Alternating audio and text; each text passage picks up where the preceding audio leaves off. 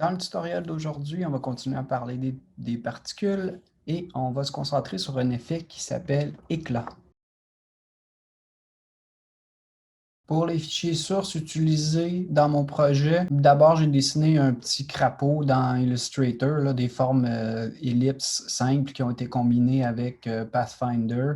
Puis ensuite, si je vais dans ma fenêtre aspect, un effet d'extrusion biseautage 3D qui a été ajouté pour donner l'épaisseur comme ça. J'aurais pu faire les extrusions ici dans After Effects, mais dans la progression des cours, on n'est pas encore rendu à la 3D, donc j'ai fait cet effet-là dans Illustrator. Pour la musique, j'ai cherché Toy Piano. C'est un petit instrument jouet qui correspondait bien à la thématique de la vidéo.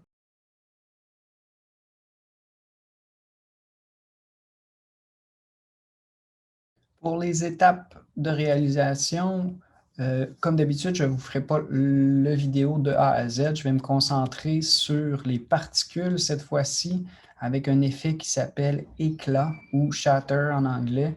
Il y a deux types d'éclats dans la vidéo. Au départ, on a un éclatement là, comme ça de face, qui est comme l'introduction du vidéo.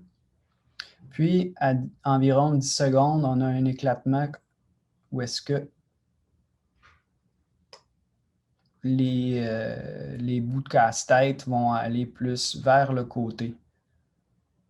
Donc, on va faire ces deux petites variantes-là avec notre effet éclat. Je vais commencer dans une nouvelle composition. Puis, je vais faire la démonstration avec un solide puis un calque de texte. OK, donc j'ai avancé de quelques étapes. Là. Je me suis créé une nouvelle composition dans laquelle j'ai créé un solide, un nouveau solide jaune. Sous ce solide-là, j'ai créé un calque de texte. Puis, c'est avec ces deux éléments-là que je vais vous faire la démonstration de l'effet éclat. Tous les effets de particules, ou presque, là, se trouvent dans la catégorie simulation. Celui-ci s'appelle éclat. Le nom de l'effet en anglais est shatter. Si jamais vous voulez trouver des tutoriels, etc., c'est peut-être bien de chercher avec le nom anglais parce qu'il y a beaucoup de tutoriels qui existent sur cet effet-là. C'est un effet qui existe dans After Effects depuis assez longtemps, mais qui est très intéressant puis complexe. Donc, c'est pour ça que j'ai voulu vous en parler. Je vais commencer par mon solide, donc mon calque du haut, puis je vais tout simplement lui appliquer l'effet. Puis pour commencer, on va regarder ce que ça donne avec la plupart des réglages par défaut. Donc, je vais placer éclat comme ça. Ce que je vais voir au départ, c'est un autre style, sorte d'effet où est-ce qu'au départ, on voit un rendu seulement filaire. Ce rendu filaire-là, là, c'est les lignes que vous voyez. Je vais mettre le mot éclat invisible juste pour qu'on voit mieux. C'est difficile à voir peut-être au tutoriel, mais on a des lignes très fines qui vont nous représenter un mur de briques qui éclate. Donc ça, c'est le premier réglage qui s'appelle afficher, puis filaire et force. Je vais mettre rendu pour que vous puissiez bien mieux voir, puis on voit ce qui se passe. Donc la force, c'est une boule qui est placée au centre. Puis cette boule-là, lorsqu'elle est en contact avec un calque, un solide ou n'importe quel calque, va le faire éclater en particules qui ont une certaine épaisseur aussi. Ça aussi, c'est un aspect qui peut être intéressant à cet effet-là, c'est qu'il y a comme un peu de 3D. Ça, c'est essentiellement, c'est l'introduction de ma vidéo. Ce que j'ai changé dans le cas de cet exemple-là, c'est la forme. Donc, par défaut, on a des briques, mais si je vais dans l'ensemble forme, qui est tout de suite en dessous d'afficher puis rendu, vous avez le mot motif, puis un menu déroulant où est-ce qu'on pourrait faire des motifs personnalisés ou tous les presets que After Effects nous propose, vous pourrez les explorer, là, on en a de toutes sortes, qui donnent toutes sortes de résultats. Peut-être celui qui est le plus utilisé, ce n'est pas les morceaux de casse-tête, c'est plutôt celui qu'on appelle vert, comme de la vitre. Celui-ci va faire un éclat de vitre. Puis, ce qu'on pourrait vouloir rajouter aussi à cet éclat-là, c'est d'avoir des morceaux qui sont plus petits. Donc, comment faire pour avoir des morceaux plus petits? J'ai le mot répétition qui est un petit peu en bas du menu déroulant. Puis, si on augmente le nombre de répétitions, c'est comme si le motif de verre va se répéter plusieurs fois. Puis, à ce moment-là, ça donne des éclats qui sont plus petits. OK, je vais aller un petit peu plus loin avec le même effet en travaillant sur mon calque de texte ici. Donc, je me place sur mon calque de texte. Je vais aller dans l'effet à simulation, chercher mon éclat. Cette fois-ci, ce que je vais faire, c'est que je vais aller ajouter un petit peu d'effet de perspective ou de 3D, si tu veux. Puis, je vais animer la force pour que l'éclat ne se passe pas dès le début. Parce que comme vous avez vu, quand on l'a utilisé avec le solide, l'éclat se passe dès le début de la composition. Je pourrais vouloir que mon éclat se passe plus tard ou qu'il soit synchronisé avec un autre élément de la composition, etc. Donc, comment gérer ça? La première chose que je vais faire, c'est que je vais aller dans la partie qui s'appelle « Position de la caméra ». Donc, vers le bas des réglages de l'effet, vous avez une position de caméra. Puis, ce que je vais faire, c'est que je vais tourner la rotation Y. Donc, la rotation Y, imaginez-vous que des peintures sur une porte, si tu veux, là, l'axe Y est à la verticale. Donc, si je tourne sur un axe vertical, ben, je vais voir tourner de cette façon. OK, donc je vais balancer au rendu pour que vous puissiez voir de temps en temps, là, parce qu'avec filaire et force, on ne voit pas très bien au tutoriel, mais je suis en train de tourner de cette manière-là. Ensuite de ça, si je reviens à mon filaire et force, il y a une boule qui est au centre. Elle est représentée par des lignes bleues et bleu pâle. C'est cette boule-là qui cause mon éclat. Ça, c'est notre force. Il y en a deux, en fait. Je vais juste me concentrer sur la force 1 parce que c'est celle-là qui a l'impact. La force 2, ça serait une supplémentaire qu'on pourrait rajouter au besoin. Généralement, on va juste utiliser la force 1. Donc, je vais ouvrir l'ensemble force 1.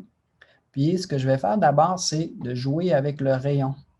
Donc, si j'ai un rayon plus petit, je vais revenir à mon rendu pour vous montrer ce que ça donne. Si j'ai un rayon plus petit, il y a un petit peu moins de mon mot qui éclate. Si par contre, j'ai un rayon plus grand, donc je vais agrandir cette boule-là -là, qu'on ne voit plus maintenant. Là, je suis capable de faire éclater tout le texte. Ou avec un rayon plus petit, je me répète, là, je fais une espèce de va-et-vient. Je vais éclater juste les lettres du centre, etc. Donc, je pourrais jouer avec ça, animer la taille de ce rayon-là pour avoir un éclat qui serait ciblé sur une partie de ma composition seulement, ou si je voulais faire éclater le tout au complet. Moi, ce que je vais faire, c'est que je vais placer un rayon qui va être un petit peu plus petit, puis je vais plutôt déplacer la position. Donc, par défaut, la position de la force, c'est le centre de la composition. Puis moi, ce que je vais faire, c'est au début de la composition, je vais placer la force dans la portion ici à gauche. Puis, je vais avancer dans le temps et je vais déplacer vers la droite. Donc, je vais m'assurer que quand je commence mon animation, le rayon puis la position sont ajustés de manière à ce que le mot n'explose pas tout de suite. OK, fait que je vais tester, voir. J'ai des briques qui tombent. Je vais déplacer encore plus, diminuer le rayon. Donc, OK, là, ça me paraît correct. Une fois que c'est correct, je vais activer les chronomètres de position puis de rayon pour enregistrer ces valeurs-là dans le temps. Puis après ça, je vais m'avancer, disons, de 2 secondes.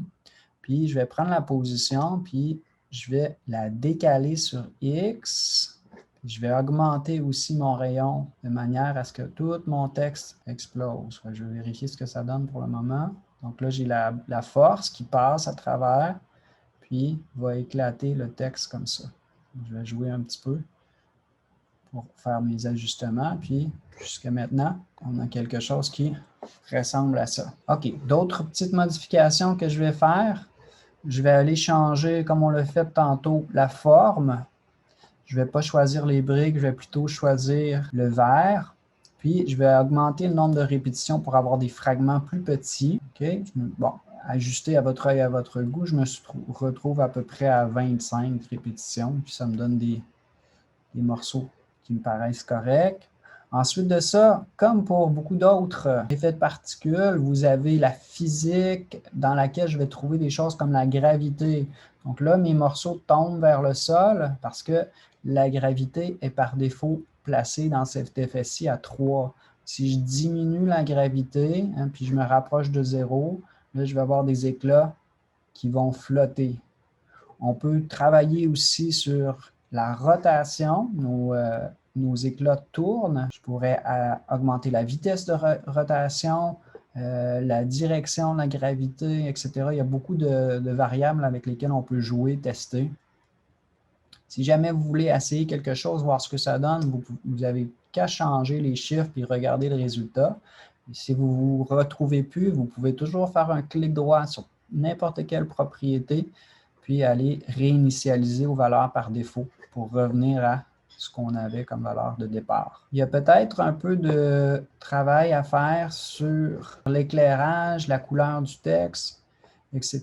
Donc, si vous allez un petit peu plus loin là, dans les réglages, vous pouvez jouer avec l'intensité de la lumière. Vous pouvez aussi aller changer, avoir des réflexions, des propriétés qui sont généralement associées à des trucs qu'on ferait dans la 3D, mais ce n'est pas un calque 3D, c'est vraiment un effet qui donne un aspect 3D. Dernièrement, dans la forme, vous avez aussi la profondeur d'extrusion. L'extrusion, ça veut juste dire l'épaisseur. Donc, je pourrais mettre des morceaux qui sont plus ou moins épais, dépendamment de la profondeur d'extrusion. Bon, après quelques petits ajustements, le résultat final pour cette petite démo-là est le suivant.